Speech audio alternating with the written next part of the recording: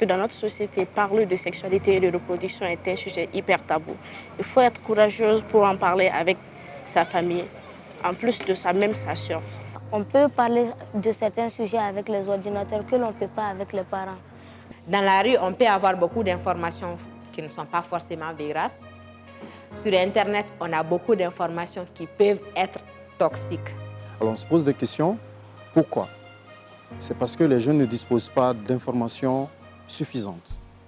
Ils ne disposent pas d'outils suffisants ou ne disposent pas de services ou d'infrastructures adéquats qui les permettent de s'informer et donc d'être un moteur du développement. Et notre cible dans nos efforts de communication pour le changement de comportement qui se focalise sur les jeunes, nous avons pensé que nous pouvons utiliser un outil qui est à la portée de la jeunesse.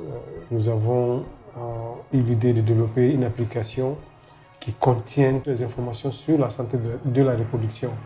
L'enquête démographique et de santé du Mali 2012-2013 nous montre que les adolescents commencent maintenant très tôt leur vie féconde. C'est-à-dire 39% de ces adolescents sont déjà rentrés dans leur vie féconde. En fait, e-Colossy est un concept qui permet de mettre à disposition des jeunes un support pour qu'ils puissent s'informer, apprendre, s'éduquer sur des questions liées à la santé de la reproduction. Le projet KJK ou Kenya Djemukan est l'un des 2 projets bilatéraux financés par le gouvernement américain à travers l'USAID qui se focalise sur la communication et la promotion des services et des produits de santé. On a eu à travailler en premier lieu avec les jeunes. On a recensé les besoins et les déficits qu'ils rencontrent, qu'ils trouvent concernant leur santé de la reproduction. Ensuite, nous sommes encore retournés vers ces jeunes avec l'appli une nouvelle fois.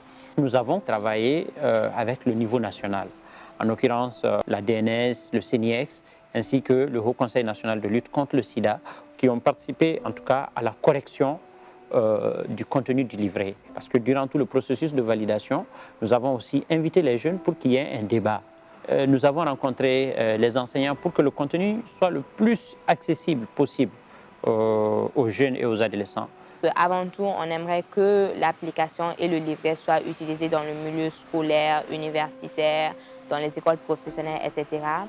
Donc, en gros, nous l'avons fait avec ce qu'on estime être vraiment les parties prenantes clés qui interviennent dans le domaine de la santé de la reproduction auprès des jeunes. Ce qui crée la différence entre e-Colossy et les autres applications de ce genre, c'est que e-Colossy a non seulement un calendrier du cycle mensuel, mais aussi un livret sur les informations clés de la santé de la reproduction que les jeunes peuvent consulter. Et ce livret est aussi composé d'un dictionnaire pour les différentes notions. Ensuite, nous avons des forums de discussion où tout un chacun peut entamer une discussion sur une information ou échanger avec les autres membres qui utilisent l'application. Nous avons aussi des vidéos, des liens qui nous redirigent vers YouTube sur les vidéos qui traitent de ces différentes notions aussi, on va dire. Et nous avons l'assistance et les réglages. Le modèle que nous voulions, c'était un modèle qui permettrait à ce qu'on puisse facilement le pérenniser au Mali. Donc, de sorte que le développement, il est fait par une entreprise malienne, premièrement. Deuxièmement, la maintenance est attribuée à une structure nationale. De sorte que le jour où le Kenya Djemukan n'est pas là, c'est très facile que cette application puisse continuer à vivre sans que ça ne demande beaucoup de ressources pour que ça puisse survivre.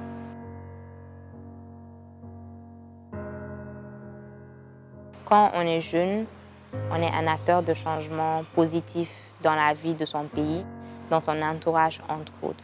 Le téléphone aujourd'hui est incontournable dans notre vie, particulièrement pour un jeune. C'est avec le téléphone, il se lève, dans la journée, il se promène avec, il se distrait avec, mais il doit aussi savoir qu'il peut apprendre avec. Sans vouloir être très prétentieuse, nous pensons que ça